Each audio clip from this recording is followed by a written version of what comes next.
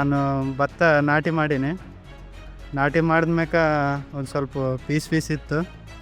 Shivakumar sir ಬಂದಿದ್ರು, ಅವರು ಒಂದು ಡೆಮೋ ಕೊಟ್ಟಿದ್ರು ಸರ್, ಟೆರಾ ರಿಚ್ ಅಂತ. ನಾಟಿ ಮಾಡಿದ್ಮ್ಯಾಕ 15 ದಿನ ಮೇಲೆ ಹಾಕಿದ್ದೆ ಸರ್. ಒಂದು ಸ್ವಲ್ಪ ಬಡ್ಡೆ ಪೀಸ್ ಇತ್ತು.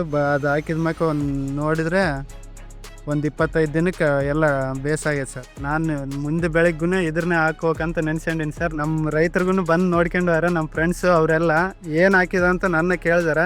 ಇದೆಲ್ಲ ಹೇಳಿನೇನು ಸರ್, ಟೆರಾ ರಿಚ್ ಅಂತ.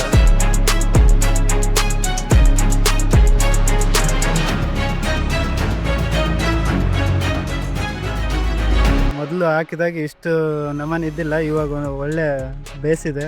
ಒಂದು 3-4 ಚೀಲ ಜಾಸ್ತಿ ಆಗೋದ ಅಂತ ನನಗೆ ಭರವಸೆ ಇದೆ. ಟೆರಾ ರಿಚ್ ಹಾಕಿದ್ದು ಬೆಳೆ ಇದೆ, ಇದು ಹಾಕ್ಲಿದ್ದು ಬೆಳೆ ತೋರಿಸ್ತಾ ಇದ್ದೀನಿ ಇವಾಗ. ಇದಕ್ಕೆ ವ್ಯತ್ಯಾಸ ಏನಂತ ತೋರಿಸ್ತಾ ಇದ್ದೀನಿ.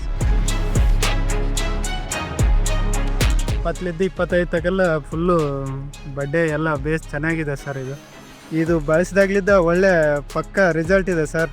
ಅದನ್ನ ನೋಡಿದ್ರೆ ಒಂದು 20-25 ತಕಲ್ಲಿದ್ವು, ಇದು ಒಂದು 15-20 ಒಳಗೆ ಇದ್ದಾವೆ ಬಡ್ಡೆ. ಅಷ್ಟಕ್ಕೊಂದು ಬಂದಿಲ್ಲ, ಬೇರ್ಗೂ ಮಾಮೂಲಿ ಇದೆ. ಇದಕ್ಕೆ ಫುಲ್ಲು ವ್ಯತ್ಯಾಸ ಇದೆ.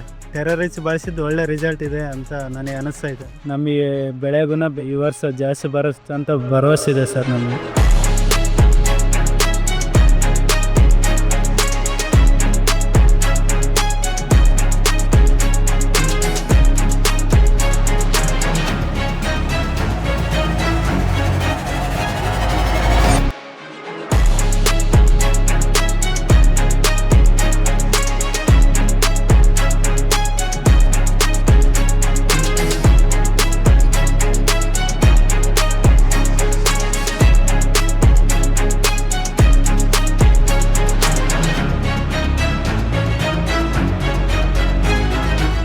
ಟೆರಾ ರಿಚ್ ಅಂತ ಒಂದು ಪ್ರಾಡಕ್ಟ್ ಹಾಕಿದ್ದೆ.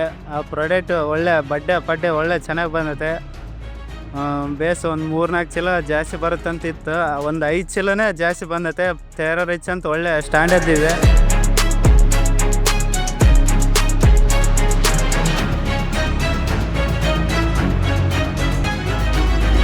ಮುಂದೆ ಬೆಳಗ್ಗೂ ಒಳ್ಳೆ ಸ್ಟ್ಯಾಂಡರ್ಡ್ ಇರುತ್ತೆ, ಹಾಕೋಕಂತ ಫುಲ್ಲು ಭರವಸೆ ರೈತರಿಗೆ ಹೇಳ್ತಾ ಇದ್ದೀನಿ ನಾನು. Terra rich best product.